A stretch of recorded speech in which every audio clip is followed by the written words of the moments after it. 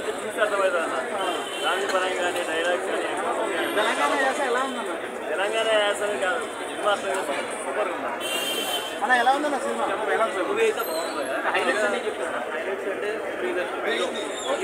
Heroine acting కూడా చాలా బాగుంది. ఇదేదో చిన్న మూవీలా లేదు, చాలా పెద్ద భారీ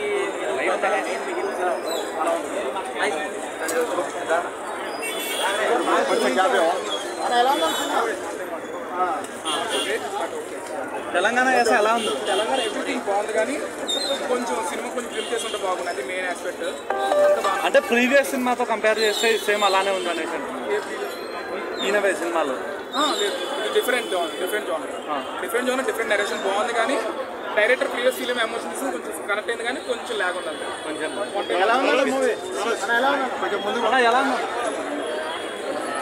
ఇక్కడే ఉండన్న, బ్లాక్ అయిపోతారు. సినిమా బాగుందన్న, పర్లేదు, ఫ్యామిలీ ఆడియన్స్తో చూడొచ్చు. సినిమా మనకి చెప్పినట్టుగానే మ్యాడ్ మ్యాక్స్ ఎంటర్టైనర్గా ఉంది. సినిమా బాగుంది, సినిమా బాగుంది. నాకు స్ప్లిట్ పర్సెంట్ చూసేసి సినిమా బాగుంది.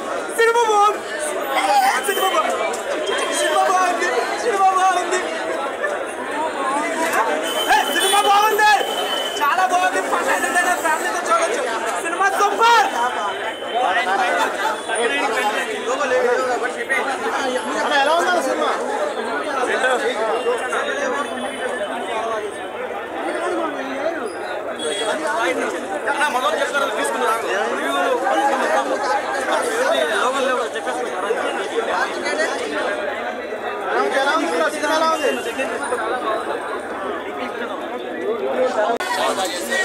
దీనికి బాగా ప్లస్ ఏంటంటే మ్యూజిక్. ఆర్ఆర్ ఫస్ట్ నుంచి లాస్ట్ దాకా చంపేశాడు. 50% అదే ప్లస్ అండి. నిజంగా ఆర్ఆర్ లేకపోతే ఆ ఊపు రాదు చెప్పాలంటే. ప్రతి సీన్ ఇంటర్వెల్ సీన్ దగ్గర నుంచి సినిమా కూడా చాలా క్లైమాక్స్ కానీ ఇవన్నీ కూడా చూసుకున్నట్టయితే ఒక చిన్న కంప్లైంట్ అన్నమాట. తనకి ఒక అమ్మాయికి హీరోయిన్కి చిన్న కంప్లైంట్ ఉంటుంది. సో ఫస్ట్ నుంచి లాస్ట్ దాకా ఏంటి అసలు కంప్లైంట్ ఎందుకు వచ్చింది ఏంటి అనేది క్యారెక్టర్ ద్వారా మనకి రివీల్ చేస్తారు.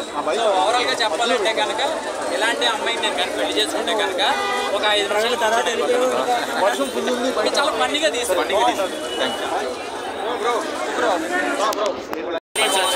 బీజిఎం హైలైట్ సినిమాకి. ఓకే బీజిఎంతో నడిపించేసాను, చాలా బాగుంది. ప్రియదర్శి గారి క్యారెక్టర్ ఎట్లా ఉంది? హీరోయిన్ గారి క్యారెక్టర్ యాక్చువల్గా సినిమా హీరోయిన్ ఓరియంటెడ్గా ఉంది, కానీ ప్రియదర్శి చాలా డామినేట్ చేశారు. అంటే పర్సనాలిటీ ఉన్నా అది కూడా ప్రియదర్శిని వన్ మ్యాన్ చాలా డామినేట్ చేశారు. ఒకసారి డార్లింగ్ టైటిల్ తగ్గట్టు మూవీ ఎక్స్పెక్ట్ చేయొచ్చు. Thank you.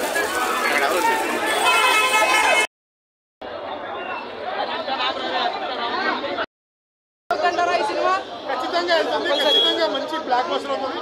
సో బలగం తర్వాత తనకు ఒక మంచి హిట్ వచ్చిందని చెప్పారు. మీకు సినిమాలో నచ్చిన పాయింట్ ఏందన్న? నచ్చిన పాయింట్ అయితే ఎమోషన్, వాళ్ళ యాక్టింగ్ అయితే హీరో హీరోయిన్ అయితే నెక్స్ట్ లెవెల్ అన్న యాక్టింగ్. సో అక్కడక్కడ బోర్ అనిపించినా కానీ సినిమా మాత్రం నెక్స్ట్ లెవెల్ ఉంది. మన ప్రభాస్ అన్న డార్లింగ్ అప్పుడు ఫ్యామిలీ ఆడియన్స్ని ఎలా అయితే కనెక్ట్ చేశారో అలాంటి కనెక్టివిటీతో ఈ సినిమా ఉంది. చాలా బాగా, అంటే లైఫ్లో జర్నీ, అంటే మనం చాలామంది ఏంటంటే పెళ్ళి అనేది అంటే డైరెక్టర్ గారికి నిజంగా హ్యాట్సప్ చెప్పాలి. ఒక సినిమాలో ఇన్ని మోటివేషన్ చెప్పచ్చా? లైఫ్ అంటే ఎంజాయ్మెంటే కాదు, లైఫ్లో ఇన్ని కష్టాలు వస్తాయి, ఇన్ని సుఖాలు వస్తాయి. ఒక జర్నీ మనం ఎలా బతకాలి అనే క్లియర్ కట్గా సినిమాగా చూస్తే వీళ్ళు చాలా మంచిగా చూపించారు. నిజంగా డైరెక్టర్ గారికి అయితే హ్యాట్సప్. మెయిన్ పిల్లర్ అని చెప్పాలంటే hero heroine next level acting చేశారు. అండ్ బ్యాక్గ్రౌండ్ మ్యూజిక్ కూడా చాలా బాగుంది. సో లాస్ట్ ఒక విషయం, నువ్వు బన్నీ అన్న ఫ్యాన్ కాబట్టి మరి పుష్ప సినిమా కోసం ఏం చెప్తావు? రాబోతుంది త్వరలో. అసలు వచ్చేటప్పుడు అంతే, అదంతే వచ్చేటప్పుడు మాట్లాడుతున్నాం. సినిమా గురించి అయితే ఎక్సలెంట్ చెప్పినాం. మీరు ఫ్యామిలీతో రండి, ఎక్సలెంట్ సినిమా.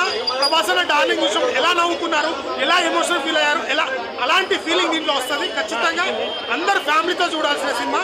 మరో బలగం తర్వాత మరో బ్లాక్ బాస్టర్ ఇచ్చారు. హీరోయిన్ గారు 5 వర్షన్స్ లో చేశారు కదా యాక్టింగ్, అది ఎలా అనిపించింది మీకు?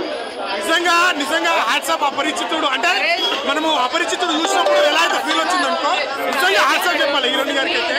నేను ఒక విధంగా చెప్పాలంటే హీరోయిన్ గారికి ఐ లవ్ యూ అంటే మీ డార్లింగ్ సినిమా చూసిన. సినిమా అయితే నాకు చాలా బాగా నచ్చింది అన్న. అంటే ట్రైలర్ చూసినప్పుడు అరే హీరోయిన్ ఏంద్ర ఇంత తేడాగా ఉంది, డిఫరెంట్గా ఉంది ఏంటి అని చెప్పి అనుకున్నా. కానీ సినిమా చూసిన తర్వాత అనుకున్నా అన్న అబ్బా ఏం చేసిండ్రు యాక్టింగ్. నిజంగా హీరోయిన్ గారికి అయితే నిజంగా కంబ్యాక్ సినిమా అని చెప్పుకోవచ్చు. చాలా అంటే చాలా బాగా నచ్చింది. ఆమె క్యారెక్టర్